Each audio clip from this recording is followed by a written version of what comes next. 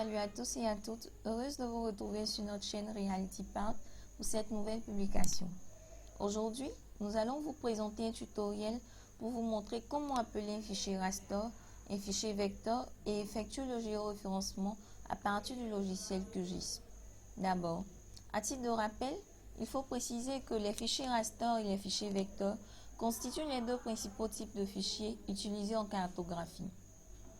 Les fichiers vecteurs représentent les points, les lignes et les polygones, tandis que les fichiers raster sont des images constituées d'une matrice de pixels, dont à chaque pixel est affectée une valeur de compte numérique. Il faut savoir à cet effet que s'il est possible de modifier les fichiers vecteurs pour une quelconque manipulation, cela n'est pas le cas pour les fichiers raster. Parlons du géoréférencement. Il s'agit de l'action par laquelle l'on attribue des coordonnées géographiques à une image ou à une carte, soit à partir d'une image de référence, à partir de points de référence choisis sur une carte ou à partir de la grille de coordonnées. Nous allons maintenant vous entretenir sur comment ouvrir le logiciel et appeler les différentes couches. Ouvrons maintenant le logiciel QGIS.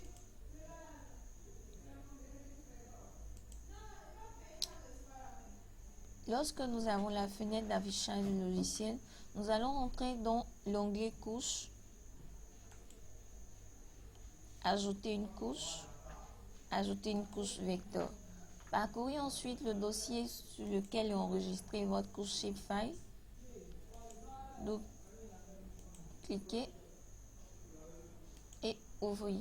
Ainsi, nous avons notre couche shapefile qui est affichée dans le logiciel. Précisons que nous avons ici la représentation de la limite de la carte de la Côte d'Ivoire, qui est un pays d'Afrique de l'Ouest. Nous allons maintenant appeler une couche de fichier raster de la commune de Cocody, qui fait partie des communes du sud de la Côte d'Ivoire.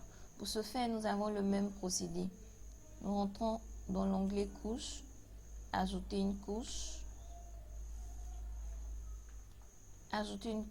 raster. Nous allons choisir l'image de la commune, ouvrir.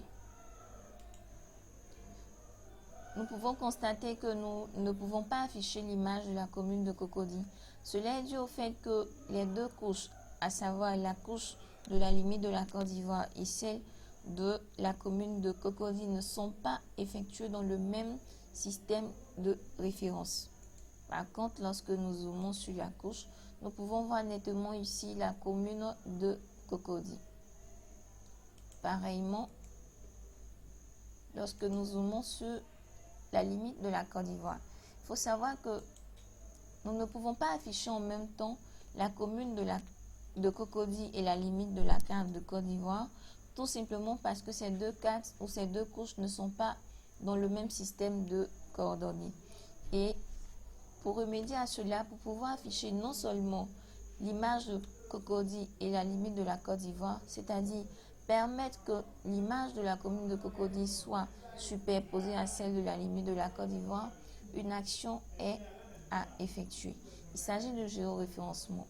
Pour effectuer le géoréférencement, tout simple, rentrez dans l'onglet raster avec l'outil géoréférencer,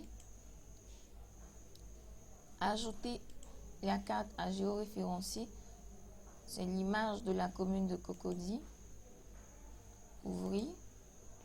Ici, pour effectuer notre géoréférencement à partir, nous allons choisir 4 points de référence pour effectuer le géoréférencement.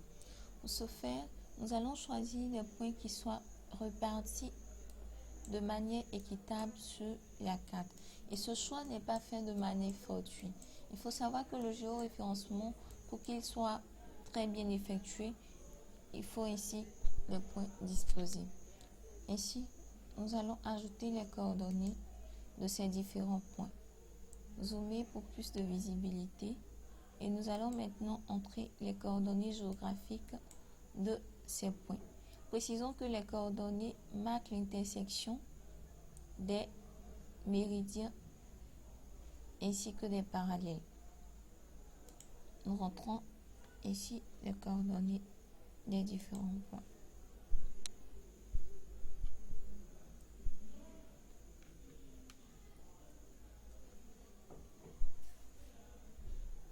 Précisons que le signe négatif qui est marqué ici précise que la Côte d'Ivoire est un pays qui se trouve dans les longitudes ouest et au niveau de la latitude, nous avons la latitude nord.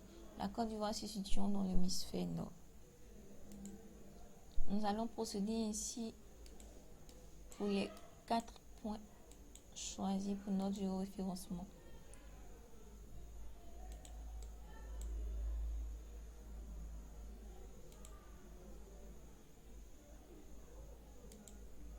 Nous entrons les coordonnées.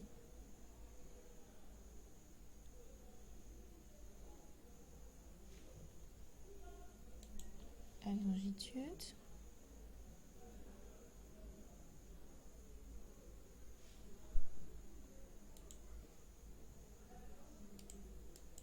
Il sera ici pour les 4 points ciblés pour effectuer notre géoréférencement.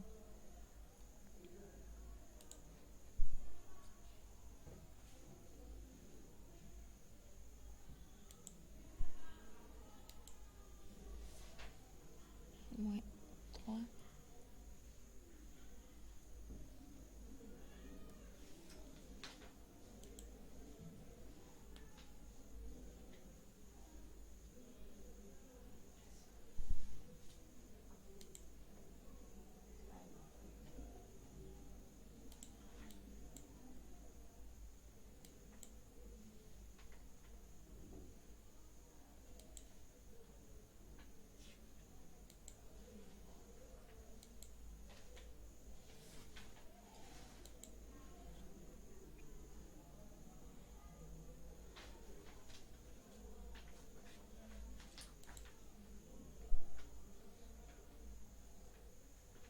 Après le choix des différents points de référence, nous allons valider le géoréférencement.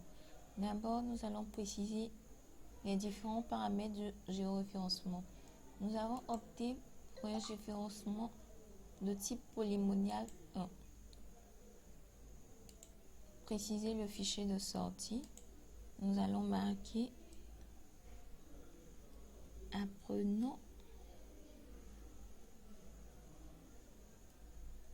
QGIS. Nous enregistrons le fichier de sortie. Nous nous assurons que l'image sera chargée dans le logiciel QGIS lorsque le géoréférencement sera terminé. Ensuite, nous validons par OK. Nous revenons et nous lançons. Ici, nous avons la réussite du géoréférencement. Nous pouvons constater maintenant, nous pouvons fermer cet onglet. Nous décidons d'enregistrer ou de ne pas enregistrer. Cela va de votre choix. Nous décidons de ne pas enregistrer. Le géoréférencement ici effectué, nous pouvons aisément afficher et la couche raster de la commune de Cocody et la couche vecteur de la limite de la Côte d'Ivoire. Ces deux couches sont désormais superposables pour d'éventuelles manipulations. Nous pouvons le constater ici. Nous avons donc appris aujourd'hui comment appeler une couche raster et une couche vecteur sur le logiciel QGIS et surtout comment effectuer le géoréférencement à partir de l'onglet raster. Merci de liker notre vidéo et restez connectés pour les prochaines publications. D'ici là, portez-vous bien et surtout retenez ceci, le futur de la réalité, c'est la géomatique.